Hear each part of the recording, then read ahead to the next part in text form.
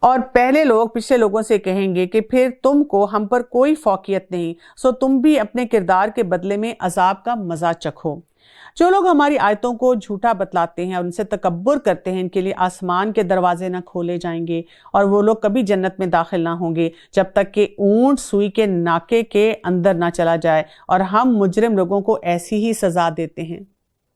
یہ جو بات یہاں پہ کی گئی ہے نا تکبر کی، کہ جو لوگ آیات سے تکبر کرتے ہیں، تکبر کیا؟ اپنے آپ کو بہت بڑا سمجھنا اور ہر چیز کو لک ڈاؤن کرنا،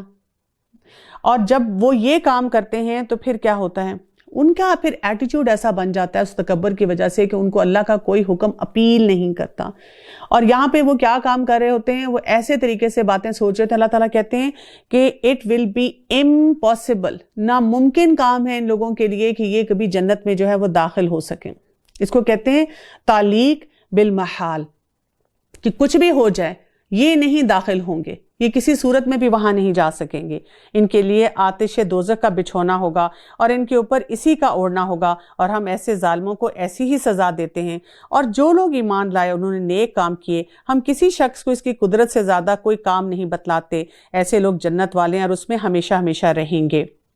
اور جو کچھ ان کے دلوں میں غبار ہے ہم اس کو دور کر دیں گے، ان کے نیچے نہریں جاری ہوں گی، اور وہ لوگ کہیں گے کہ اللہ کا لاکھ لاکھ احسان ہے جس نے ہم کو اس مقام پر پہنچایا، اور ہماری کبھی رسائی نہ ہوتی اگر اللہ ہم کو نہ پہنچاتا۔ واقعی ہمارے رب کے پیغمبر سچی باتیں لے کر آئے تھے، اور ان سے پکار کر کہا جائے گا کہ یہ جنت تم کو دی گئی ہے تمہارے اعمال کے بدلے۔ کتنی خوبصورت بات یہاں پہ کی جا رہی ہے کہ جو لوگ جنت میں جانے والے ہوں گے کیا ہوگا؟ ان کے دلوں میں بھی کچھ نہ کچھ چھوٹی چھوٹی سی باتیں ہوں گی۔ آپ دیکھیں کئی دفعہ دو بہت اچھے لوگ ہوتے ہیں، نمازی ہوتے ہیں، دیندار ہوتے ہیں، دین کی سمجھ رکھتے ہیں، لیکن آپس میں ان کا کچھ کانفلکٹ چلتا رہتا ہے، کچھ ایسی باتیں جس میں کھچاؤ رہتا ہے۔ انسان اس پہ بہت توبہ استغفار بھی کرتا ہے اور اپنے آپ کو کہتا ہے میں کیوں کسی کے بارے میں بدگمان ہو رہی ہوں، مجھے ایسا نہیں سوچنا۔ تو بہت سے اچھے لوگ جو نیک کام کر رہے ہیں لیکن دل میں کسی کے بارے میں کوئی ایسی رنجش ہے جو جا نہیں رہی، تو وہاں پہ اللہ تعالیٰ اس سب کو وہاں پہ ایک قسم کا آپ سمجھے سرجری ہوگی، سرجیکل ریموول سے وہ چیز نکال دی جائے گی۔ اور اس کے بعد وہ کیا کہیں گے؟ وَقَالُوا الْحَمْدُ لِلَّهِ الَّذِي هَدَانَا لِهَذَا، وہ اللہ کا شکر ادا و سکت کر رہے ہوں گے کہ یہ ہمارے لیے پاسبل نہیں تھا، اگر اللہ ہمیں ہدایت نہ دیتا تو ہم یہ کام کر ہی نہ سکتے۔ اور پھر ان کو کیا کہا جائے گا کہ یہ جنت تمہیں دی گئی ہے جس کے کیا ہے تمہارے لیے تیار کی تھی، تم اس کے وارث بنائے گئے۔ یعنی جب دنیا میں انسان کو اچھا کام کرتا ہے تو پھر وہ شور ہو جاتا ہے ایک حد تک کہ میں اللہ مجھ پہ مہربان ہوگا اور میرے لیے پھر آخرت میں بھی بہت سی آسانیاں جو ہیں وہ آنا شروع ہوں گی۔ عبداللہ بن عمر رضی اللہ عنہ روایت کرتے ہیں کہ رسول اللہ صلی اللہ علیہ وسلم نے فرمایا تم میں سے جب کوئی شخص مرتا ہے تو اسے صبح شام اس کا ٹھکانہ دکھایا جاتا ہے، یعنی اگر وہ جنتی ہے تو اسے جنتوں والے محلات دکھائے جاتے ہیں، اگر وہ جہنمی ہے تو اسے جہنمیوں والا ٹھکانہ دکھایا جاتا ہے، اور اسے بتلایا جاتا ہے کہ یہ ہے تیری وہ رہائش کا جہاں اللہ تعالیٰ قیامت کے روز تجھے بھیجے گا۔ تو انسان کی موت کے ساتھ ہی انسان کے لیے وہ جو ٹیسٹ کے ریزلٹس ہیں وہ آنا شروع ہو جاتے ہیں، اور اہل جنت اہل دوزخ کو پکاریں گے۔ اب آپ دیکھیں کہ سورہ الاعراف کی یہ جو آیات ہیں یہ بڑی اہم ہے، اور اس میں ہمیں آگے کا منظر دکھایا جا رہا ہے۔ یعنی کئی دفعہ لوگ نا کہتے ہیں کہ میرا دل چاہتا ہے مجھے پتا چلے کہ روحیں وہاں کیسے رہتی ہیں، اور کچھ لوگ ایسے کرتے ہیں کہ روحوں کو واپس بلا کے ان سے معلومات لینے کے بھی انتظامات کرتے رہتے ہیں، عجیب و غریب کام اس سلسلے میں کرتے ہیں۔ جبکہ اگر وہ قرآن پاک کو پڑھ لیں تو ان کو سمجھ آ جائے گی کہ وہاں پر کیا معاملات ہو رہے ہیں، اور اصل بات یہ ہے کہ ان معاملات کو سمجھ کر ہم نے آج اس وقت اپنی زندگی میں کیا کیا کرنا ہے اور کس چیز سے اپنے آپ کو روکنا ہے، یہ اہم ہے۔ اور اہل جنت اہل دوزخ کو پکاریں گے کہ ہم سے جو ہمارے رب نے وعدہ فرمایا تھا ہم نے تو اس کو واقع مطابق پایا، سو تم سے تمہارے رب نے جو وعدہ کیا تھا تم نے بھی اس کو واقع کے مطابق پایا؟ وہ کہیں گے ہاں۔ پھر ایک پکارنے والا دونوں کے درمیان میں پکارے گا کہ اللہ کی مار ہو ظالموں پر۔ اچھا، یہاں پہ ایسے لگ رہا ہے کہ ان کی کوئی کنورسیشن ہو رہی ہے، گفتگو ہو رہی ہے۔ جیسے آپ دیکھیں آج کل کے دور میں ہم کسی کے ساتھ اسکائپ پر اور اسی طرح سے فیس ٹائم کر کے یا کوئی بھی ویڈیو کال سوشل میڈیا پہ کرتے ہیں اور ایک دوسرے سے بات کرتے ہیں اور پوچھتے بھی ہیں کہ اچھا تم کہاں ہو، تمہارے گھر میں کیا ہے، کئی دفعہ پوچھتے ہیں کیا پکایا، کیا کیا۔ آفس میں ہو تو بڑی بڑی میٹنگز ہو رہی ہیں آج کل، کیسے ڈفرینٹ ٹولز ہیں جس میں زوم ہے، اسٹیم یارڈ ہے، اور اس طرح کے اور بہت سارے فورمز ہیں جس پہ لوگ ایک دوسرے سے کمیونیکیٹ کریں۔ تو اللہ تعالیٰ نے کچھ ایسا سسٹم وہاں رکھا ہے کہ جنت والے اور جہنم والے ایک دوسرے سے بات چیت کر رہے ہیں۔ اب یہاں پر جنت والوں کی خوشی دکھائی جا رہی ہے، تھرل، ایکسائٹمنٹ بتائی جا رہی ہے۔ وہ اس خوشی میں وہ جہنم والے سے کہہ رہے ہیں ہمیں تو وہ مل گیا جو ہم سے وعدہ کیا گیا تھا، تمہیں بھی وہ ملا جو تم سے وعدہ کیا گیا تھا۔ جو اللہ تعالیٰ کی راہ سے اعراض کرتے تھے اور اس میں کجی تلاش کرتے تھے، اور وہ لوگ آخرت کے بھی منکر تھے، اور دونوں کے درمیان ایک آڑ ہوگی اور اعراف کے اوپر بہت سے آدمی ہوں گے۔ اب یہاں پہ ہم دیکھیں کہ جو سورت کا نام ہے اعراف، اس کے بارے میں آ رہا ہے کہ وہاں پر کچھ لوگ ایسے ہوں گے جو اعراف پہ ہوں گے۔ کیا ہے وہ لوگ؟ ہر ایک کو ان کے قیافت سے پہچانیں گے اور اہل جنت کو پکار کر کہیں گے السلام علیکم۔ ابھی یہ اہل اعراف جنت میں داخل نہیں ہوئے ہوں گے اور وہ اس کے امیدوار ہوں گے۔ اب یہ کون سے لوگ ہیں جن کے بارے میں ہم کہتے ہیں جن کا رزلٹ لیٹر آن ہو گیا، یعنی جن کا اچھا رزلٹ آنا تھا، پاس ہو گئے، کچھ فیل ہو گئے، کچھ کا رزلٹ نہیں آیا، وہ کہہ رہے ہیں جن کی پیپر چیکنگ دوبارہ ہو رہی ہے۔ اب زیادہ امید تو یہ ہوتی ہے جن کا رزلٹ لیٹر آن ہوتا ہے کہ وہ پاس ہی ہوں گے، کچھ اور ٹیکنیکل مسئلہ آ گیا ہے یا کوئی ایسے ان کا کوئی گلچ آ گیا جس کو دیکھا جا رہا ہے۔ لیکن آپ سوچیں ٹینشن کتنی ہے۔ ایک طرف وہ دیکھتے ہیں جو لوگ پاس ہوئے ہیں، ان کو دیکھ کے ان کو خوشی ہوتی ہے، دل میں خواہش آتی ہے ہم بھی پاس ہو جائیں۔ ایک طرف وہ دیکھتے ہیں فیل ہوئے پھر ڈر لگتا ہے کہ ہم فیل نہ ہو جائیں۔ تو اعراف والے بھی کیا کر رہے ہیں؟ ایک طرف جنت والوں کو دیکھ رہے ہیں، دل میں خواہشات ہیں، اپنی نیکیاں یاد کریں گے کہ ہم نے جو نیکی کی ہے اس وجہ سے ہم جنت میں جائیں۔ پھر اپنے جب وہ دیکھتے ہیں دوزخ والوں کو، اب ان کو فکر پڑ جاتی ہے کہ یہ نہ ہو ہمارا نتیجہ ایسا آ جائے کہ ہم وہاں چلے جائیں۔ کتنا مشکل کام ہے یہاں پر۔ تو اہل اعراف کے بارے میں جب آپ صلی اللہ علیہ وسلم سے پوچھا گیا کہ یہ کون لوگ ہیں، تو آپ نے بتایا کہ جو وہ لوگ ہیں جو اپنے والدین کی اجازت یا مرضی کے خلاف جہاد میں شریک ہوئے اور وہ شہید ہو گئے، اور ان کو جنت میں داخلے سے ماں باپ کی نافرمانی نے روکا اور جہنم میں داخلے سے جہاد فی سبیل اللہ نے روکا۔ یعنی ان کی نیکیاں اور جو کچھ ان کے گناہ ہوتے ہیں وہ برابر ہوتے ہیں، تو اس کے بنیاد پہ ان کا فیصلہ جو ہے وہ لیٹر آن پہ چلا جاتا ہے، وہ رک جاتا ہے وہاں پر۔ اور جب ان کی نگاہیں اہل دوزخ کی طرف جا پڑیں گی تو وہ کہیں گے اے ہمارے رب، ہم کو ان ظالم لوگوں کے ساتھ شامل نہ کرنا۔ اور اہل اعراف بہت سے آدمیوں کو جن کا کہ ان کے قیافے سے پہچانیں گے، پکاریں گے اور کہیں گے تمہاری جماعت اور تمہارا اپنوں کو بڑا سمجھنا تمہارے کچھ کام نہ آیا۔ یعنی اب آپ دیکھیں کہ ان کی کیا کیفیت ہے، جو تکبر کرنے والے ہیں ان سے وہ کیسے بات کریں، جہنم والوں کو دیکھ کے وہ دعائیں مانگ رہے ہیں کہ اللہ تعالیٰ ہمیں وہاں پر شامل نہ کرنا۔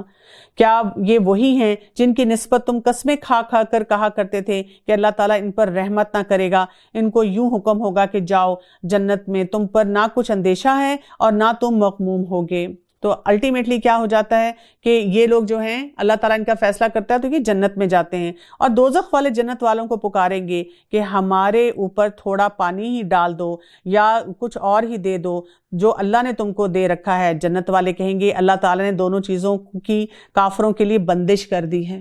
یعنی کہ جنت والوں کا کیا حال ہے کہ کیونکہ وہ دنیا میں بھی اللہ تعالیٰ کے احکامات کے پابند ہیں، دنیا میں بھی انہوں نے اپنے خواہشات کو دبا کر وہی کام کیا جو کہ اللہ تعالیٰ نے ان کو جو ہے بتایا، حکم دیا ہوا تھا، تو آخرت میں بھی ان کے لیے یہی بات ہے۔ آپ سوچیں نا کہ جو جہنم والے اللہ تعالیٰ بتا رہے ہیں کہ وہاں پر جو سین ہوگا، یعنی آپ جب کبھی کوئی بہت ٹیریبل سین دیکھتے ہیں آپ کا دل چاہتا ہے کہ آگے بڑھ کر ان کی مدد کریں، لیکن وہاں پر وہ کہیں گے کہ نہیں، what is not allowed is not allowed۔ جنہوں نے دنیا میں اپنے دین کو لہو اور لعب بنا رکھا تھا اور جن کو دنیا کی زندگی نے دھوکے میں ڈال رکھا تھا، سو ہم بھی آج کے روز ان کا نام نہ لیں گے، جیسا کہ انہوں نے اس دن کا نام تک نہ لیا اور جیسا کہ یہ ہماری آیتوں کا انکار کرتے تھے۔ جب دنیا میں یہ لوگ اللہ کو بھول گئے، اللہ کو یاد نہیں کیا، تو آخرت میں اللہ بھی ان کو یاد نہیں کرے گا۔ اور ہم نے ان لوگوں کے پاس ایک ایسی کتاب پہنچا دی ہے جس کو ہم نے اپنے علم کامل سے بہت واضح کر کے بیان کر رکھا ہے، اور وہ ذریعہ ہدایت اور رحمت ان لوگوں کے لیے ہے جو ایمان لائے ہیں۔ ابو ہریرہ رضی اللہ عنہ سے روایت ہے کہ اللہ کے رسول صلی اللہ علیہ وسلم نے فرمایا قیامت کے دن اللہ تعالیٰ بندے سے فرمائے گا کیا میں نے تجھے بیوی بچے نہیں دیے تھے؟ کیا عزت و آبرو نہیں دی تھی؟ کیا گھوڑے اور قسم قسم کی راحتوں میں آزاد نہیں رکھا تھا؟ بندہ جواب دے گا ہاں پروردگار، بے شک تو نے ایسا ہی کیا تھا۔ اللہ تعالیٰ فرمائے گا پھر کیا تو میری ملاقات پر ایمان نہیں رکھتا تھا؟ وہ جواب دے گا نہیں۔ اللہ تعالیٰ فرمائے گا پھر میں بھی آج تجھے ایسا ہی بھول جاؤں گا جیسا کہ تو مجھے بھول گیا تھا۔ ان لوگوں کو اور کس بات کا انتظار نہیں، صرف ان کے نتیجے کا انتظار ہے۔ جس روز ان کا نتیجہ پیش آ جائے گا، اس روز جو لوگ اس کو پہلے سے بھولے ہوئے تھے یوں کہیں گے کہ واقعی ہمارے رب کے پیغمبر سچی باتیں لائے تھے، سو اب کیا کوئی ہمارا سفارشی ہے کہ وہ ہماری سفارش کر دے، یا کیا ہم پھر واپس بھیجے جا سکتے ہیں تاکہ ہم لوگ ان اعمال کے جن کو ہم کیا کرتے تھے برخلاف دوسرے اعمال کریں۔ بے شک ان لوگوں نے اپنے آپ کو خسارے میں ڈال دیا، اور جو یہ باتیں تراشتے تھے سب گم ہو گئیں۔ تو ہم دیکھ رہے ہیں کہ سورہ الاعراف میں ہمیں آگے کا منظر دکھا کر اب ہمیں بتایا جا رہا ہے کہ حقیقت کیا ہے، کرنے کا کام کیا ہے، اور اب اس کے بعد ہم مختلف اقوام کے واقعات کو دیکھیں گے، اور وہاں سے ہم دیکھیں گے کہ ہمیں اپنے لیے کیا اسباق لینے ہیں۔ بے شک تمہارا رب اللہ ہی ہے جس نے سب آسمان اور زمین کو 6 روز میں پیدا کیا، پھر عرش پر قائم ہوا۔ وہ شب سے دن کو ایسے طور پر چھپا دیتا ہے کہ وہ شب اس دن کو جلدی سے آ لیتی ہے، اور وہ سورج اور چاند اور دوسرے ستاروں کو پیدا کیا ایسے طور پر کہ سب اس کے حکم کے تابع ہیں۔ یاد رکھو اللہ ہی کے لیے ہے خاص ہے خالق ہونا اور حاکم ہونا، بڑی خوبیوں سے بھرا ہوا ہے اللہ جو تمام عالم کا پروردگار ہے۔ تم لوگ اپنے پروردگار سے دعا کیا کرو گڑ گڑاتے ہوئے اور چپکے چپکے بھی، واقعی اللہ تعالیٰ ان لوگوں کو ناپسند کرتا ہے جو حد سے نکل جاتے ہیں۔ انہ لا یحب المعتدین۔ اور دنیا میں اس کے بعد کہ اس کی درستی کر دی گئی ہے، فساد مت پھیلاؤ اور تم اللہ کی عبادت کرو اور اس سے ڈرتے ہوئے اور امید رکھتے ہوئے، بے شک اللہ تعالیٰ کی رحمت نیک کام کرنے والوں سے نزدیک ہے۔ یہاں پر جو ہمیں خاص طور پہ کہا جا رہا ہے نا کہ اللہ کی عبادت کرو، اس میں 2 ایلیمنٹس بتائے جا رہے ہیں، خوف اور طمع۔ خوف کیا ہوتا ہے؟ یعنی جب ہمیں لگے کہ ہم بہت نڈر ہو رہے ہیں، ہم کہتے ہیں اب کوئی ایسی بات نہیں، اللہ تو غفور الرحیم ہے، وہاں پر اب ہمیں اپنے آپ کو خوف کی کیفیت کی طرف لے کر جانا چاہیے۔ وہ باتیں یاد رکھنی چاہیے، وہ وارننگز یاد رکھنی چاہیے کہ اگر میں دین کو بہت کیجول اور لائٹ طریقے سے لوں تو یہ درست نہیں ہے۔ اسی طرح طمع کب ہوتا ہے؟ یعنی کہ ایک امید، ایک ہوپ کی سچویشن، جب ہمیں لگے کہ ہمارا موریل بہت ڈاؤن ہو رہا ہے، ہمیں لگ رہا ہے کہ میں تو اتنی گناہگار ہوں، میرا تو اب نماز بھی نہیں مجھ سے پڑھا جا رہا، مجھ سے کوئی بھی دین کا کام جو ہے وہ کرنے کا دل نہیں چاہ رہا یا کیا نہیں جا رہا، تو تب ہم اللہ تعالیٰ کی طرف سے جو ہمارے لیے فضائل آئے ہیں، جو اللہ تعالیٰ کی طرف سے ہمارے لیے ایسی باتیں ہیں، ایسے وعدے ہیں جن سے ہمیں ایک موٹیویشن ملتی ہے، ہمیں اس کی طرف جانا چاہیے۔ اور وہ ایسا ہے کہ اپنی باران رحمت سے پہلے ہواؤں کو بھیجتا ہے کہ وہ خشک کر دیتی ہیں، یہاں تک کہ جب وہ ہوائیں بھاری بادلوں کو اٹھا لیتی ہیں تو ہم اس بادل کو کسی خشک سرزمین کی طرف ہانک کر لے جاتے ہیں، پھر اس بادل سے پانی برساتے ہیں، پھر اس پانی سے ہر قسم کے پھل نکلتے ہیں، یوں ہی ہم مردوں کو کھڑا کریں گے تاکہ تم سمجھو۔ اور جو ستھری سرزمین ہوتی ہے اس کی پیداوار تو اللہ کے حکم سے خوب نکلتی ہے، اور جو خراب ہے اس کی پیداوار بہت کم نکلتی ہے۔ اسی طرح ہم دلائل کو طرح طرح سے بیان کرتے ہیں ان لوگوں کے لیے جو قدر کرتے ہیں۔ ہم نے نوح علیہ السلام کو ان کی قوم کی طرف بھیجا تو انہوں نے کہا، اب یہاں پہ اب ہم دیکھ رہے ہیں کہ مختلف اقوام کی بات آ گئی۔ لَقَدْ أَرْسَلْنَا نُوحًا إِلَىٰ قَوْمِهِ فَقَالَ يَا قَوْمِ اعْبُدُوا اللَّهَ مَا لَكُم مِّنْ إِلَٰهٍ غَيْرُهُ انی اخاف علیکم عذاب یوم عظیم۔ تو نوح علیہ السلام نے اپنی قوم کو کیا کہا؟ اے میری قوم، تم اللہ کی عبادت کرو، اس کے سوا کوئی تمہارا معبود ہونے کے قابل نہیں، مجھ کو تمہارے لیے ایک بڑے دن کے عذاب کا اندیشہ ہے۔ بات پہنچائی، اور جس چیز کے بارے میں وارننگ دینی چاہیے تھی وہ وارننگ دی۔ جیسے آپ دیکھیں کہ کوئی بھی اگر ہم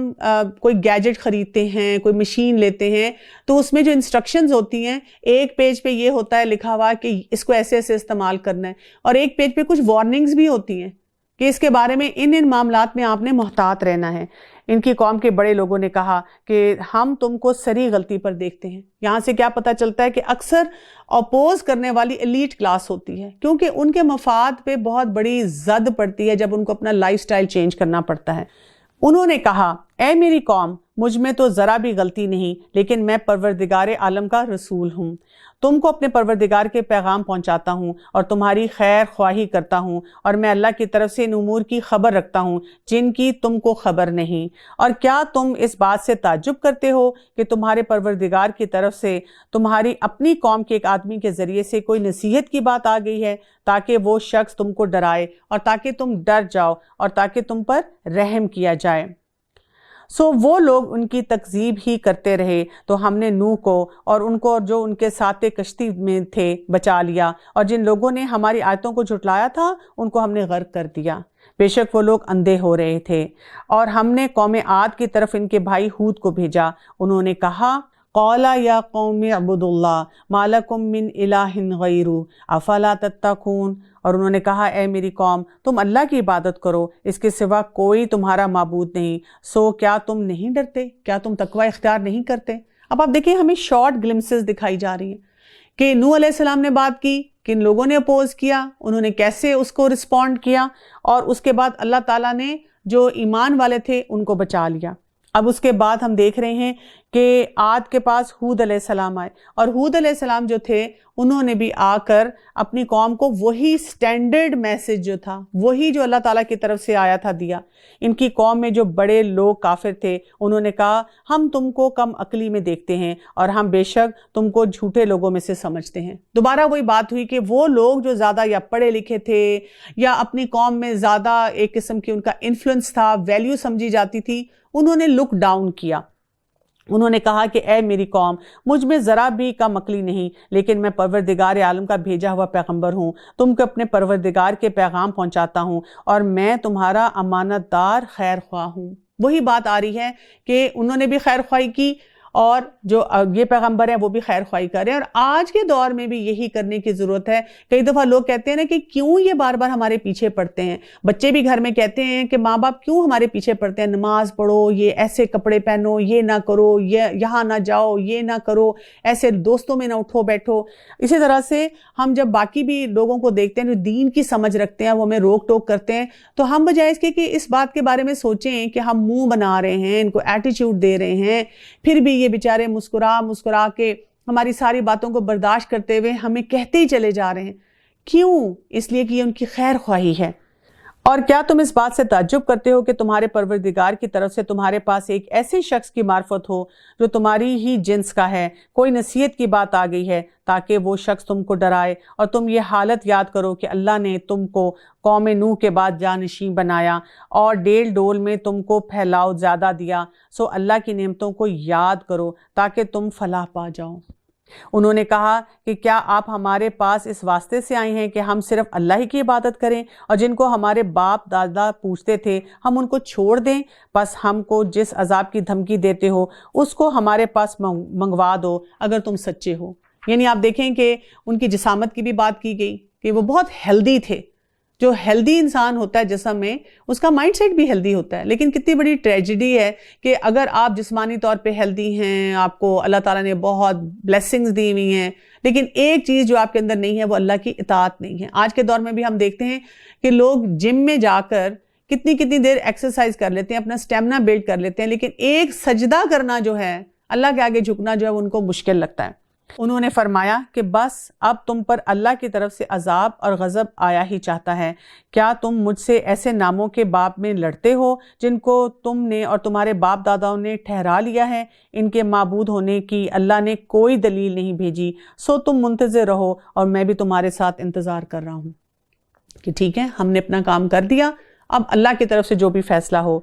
غرض ہم نے ان کو اور ان کے ساتھیوں کو اپنی رحمت سے بچا لیا اور ان لوگوں کی جڑ کاٹ دی جنہوں نے ہماری آیتوں کو جھٹلایا تھا اور وہ ایمان والے نہ تھے۔ اور ہم نے سمود کی طرف ان کے بھائی صالح کو بھیجا۔ اب ایک اگلی مثال آ رہی ہے۔ انہوں نے کیا کہا؟ صالح علیہ السلام نے اپنی قوم سے کیا کہا؟ قَالَ يَا قَوْمِ اعْبُدُوا اللَّهَ مَا لَكُم مِّنْ إِلَٰهٍ غَيْرُهُ، اے میری قوم تم اللہ کی عبادت کرو، اس کے سوا کوئی تمہارا معبود نہیں ہے۔ سیم میسج، تمہارے پاس تمہارے پروردگار کی طرف سے ایک واضح دلیل آ چکی ہے، یہ اونٹنی ہے اللہ کی جو تمہارے لیے دلیل ہے، سو اس کو چھوڑ دو کہ اللہ تعالیٰ کی زمین میں کھاتی پھرے، اور اس کو برائی کے ساتھ ہاتھ بھی مت لگانا کہ تم کو دردناک عذاب نہ آ پکڑے۔ اور تم یہ حالت یاد کرو کہ اللہ تعالیٰ نے تم کو عاد کے بعد جانشین بنایا اور تم کو زمین پر رہنے کا ٹھکانہ دیا کہ نرم زمین پر محل بناتے ہو اور پہاڑوں کو تراش تراش کر ان میں گھر بناتے ہو، سو اللہ تعالیٰ کی نعمتوں کو یاد کرو اور زمین میں فساد مت پھیلاؤ۔ پھر ایک بڑی ڈائنامک قوم کی بات ہو رہی ہے، کیونکہ کبھی کبھار ہم جب یہ واقعات پڑھتے ہیں تو ہم سوچتے ہیں کہ جب وہ تو کیا تھا، ان کے پاس کوئی ترقی نہیں تھی، پتہ نہیں کیسے رہتے تھے، اور ہم آج کے دور میں ہم پتہ نہیں کیا کیا ترقیاں کر رہے ہیں، سائنٹیفک ریسرچ کی بنیاد پر ہم کیسے ریلیجن کو پیچھے چھوڑ چکے ہیں اور آگے نکل گئے ہیں۔ تو اللہ سبحانہ وتعالیٰ یہاں پر خاص طور پہ ہائی لائٹ کر رہے ہیں کہ وہ اقوام، انہوں نے جو کچھ کیا شاید آج کے دور میں بھی ابھی تک ہم نہیں کر پائے۔ ان کی قوم میں جو متکبر سردار تھے، انہوں نے غریب لوگوں سے جو کہ ان میں سے ایمان لے آئے تھے پوچھا، کیا تم کو اس بات کا یقین ہے کہ صالح اپنے رب کی طرف سے بھیجے ہوئے ہیں؟ انہوں نے کہا بے شک ہم تو اس پر پورا یقین رکھتے ہیں جو ان کو دے کر بھیجا گیا ہے۔ وہ متکبر لوگ کہنے لگے تم جس بات پر یقین لائے ہو ہم تو اس کے منکر ہیں۔ پس انہوں نے اس اونٹنی کو مار ڈالا اور اپنے پروردگار کے حکم سے سرکشی کی اور کہنے لگے اے صالح، جس کی آپ ہم کو دھمکی دیتے تھے اس کو منگوائیے اگر آپ پیغمبر ہیں۔ پس ان کو زلزلے نے آ پکڑا اور سو وہ اپنے گھروں میں اوندے کے اوندے پڑے رہ گئے۔ اسی لیے آپ دیکھیں کہ جب بھی کبھی زلزلہ آتا ہے، اگر علماء یہ بات کہہ دیں کہ جو زلزلہ آیا یہ ہمیں جگانے کے لیے آیا، ہوش دلانے کے لیے آیا کہ اپنے اعمال کی طرف دیکھیں، تو لوگ صرف ٹیکٹونک پلیٹس کی بات کرتے ہیں اور علماء کے اوپر تنقید کرنا شروع کر دیتے ہیں، جبکہ یہ وہ مواقع ہوتے ہیں کہ واقعی ہمیں رک کے دیکھنا چاہیے کہ ہم اپنا صحیح رول اللہ کی عبادت کرنے کا ادا کر بھی رہے ہیں کہ نہیں کر رہے۔ اس وقت صالح علیہ السلام ان سے منہ موڑ کر چلے اور فرمانے لگے کہ اے میری قوم، میں نے تو تم کو اپنے پروردگار کا حکم پہنچا دیا اور میں نے تمہاری خیر خواہی کی، لیکن تم لوگ خیر خواہوں کو پسند ہی نہیں کرتے۔ اور ہم نے لوط علیہ السلام کو بھیجا جبکہ انہوں نے اپنی قوم سے فرمایا کہ تم ایسا فحش کام کرتے ہو جس کو تم سے پہلے کسی نے دنیا جہان میں نہیں کیا۔ تو یہاں پر ہم دیکھتے ہیں کہ لوط علیہ السلام کی قوم کا وہ فتنہ تھا جو کہ آج کے دور میں لیگلائز ہو چکا ہوا ہے۔ تم مردوں کے ساتھ شہوت رانی کرتے ہو اور عورتوں کو چھوڑ کر، بلکہ تم تو حد سے ہی گزرے ہوئے ہو۔ اور ان کی قوم سے کوئی جواب نہ بن پڑا سوائے اس کے کہ آپس میں کہنے لگے کہ ان لوگوں کو اپنی بستی سے نکال دو، یہ لوگ بڑے پاک صاف بنتے ہیں۔ آج کل بھی یہ کہا جاتا ہے کہ اچھا یہ اپنے آپ کو بہت زیادہ سمجھنا شروع ہو گئے ہیں، جبکہ حقیقت یہ ہے کہ جہاں پر ہمیں لگتا ہے کہ انسان کوئی ایسے کام میں ملوث ہو رہا ہے جس کی طرف سے اللہ تعالیٰ کی طرف سے بہت شدید وارننگ ہے، تو وہاں پر انسان کو محتاط رویہ رکھنا چاہیے۔ سو ہم نے لوط کو اور ان کے متعلقین کو بچا لیا بجز ان کی بیوی کے کہ وہ انہی لوگوں میں رہی جو عذاب میں رہ گئے تھے۔ اس کے بارے میں کہا جاتا ہے نا کہ اس کی ہمدردیاں ان لوگوں کے ساتھ تھیں، اور ہم نے ان پر ایک نئی طرح کا می برسایا، پس دیکھو تو صحیح ان مجرموں کا انجام کیسا ہوا۔ اور ہم نے مدین کی طرف ان کے بھائی شعیب کو بھیجا، انہوں نے فرمایا اے میری قوم، تم اللہ کی عبادت کرو، اس کے سوا کوئی تمہارا معبود نہیں، تمہارے پاس تمہارے رب کی طرف سے واضح دلیل آ چکی ہے، پس تم ناپ اور تول پورا کیا کرو اور لوگوں کو ان کی چیزیں کم کر کے مت دو، اور روئے زمین میں اس کے بعد کہ اس کی درستی کر دی گئی فساد مت پھیلاؤ، یہ تمہارے لیے نافع ہے اگر تم ایمان والے ہو۔ اب آپ دیکھیں یہاں پر آپ اگر لسٹ بنانا شروع کریں نا، تمام اقوام کے بارے میں بات ہو رہی ہے اور ان کے جو چیلنجز تھے، تو آپ دیکھیں گے کہ آج ہم فتنے کے اس دور میں رہ رہے ہیں کہ ہماری سوسائٹی میں ہر طرح کا چیلنج موجود ہے، ہر طرح کا یہی فتنہ موجود ہے۔ ہم معجزے مانگ رہے ہیں، ہم تکبر کر رہے ہیں، ہم ناپ تول میں کمی کر رہے ہیں، ہم فحاشی میں الجھے ہوئے ہیں، ہم اللہ کی عبادت اس طرح نہیں کرتے ہیں، ہم جو علماء ہیں کئی دفعہ ان کے اوپر جو ہے فنگر پوائنٹنگ کرتے ہیں، ان کی عزت اس طرح سے نہیں کرتے ہیں، ہم دین کو سیکھنے کی کوشش نہیں کرتے۔ ایک لمبی چیک لسٹ ہمارے پاس بن جاتی ہے کہ یہاں سے ہم واقعات سے کیا کچھ سیکھتے ہیں۔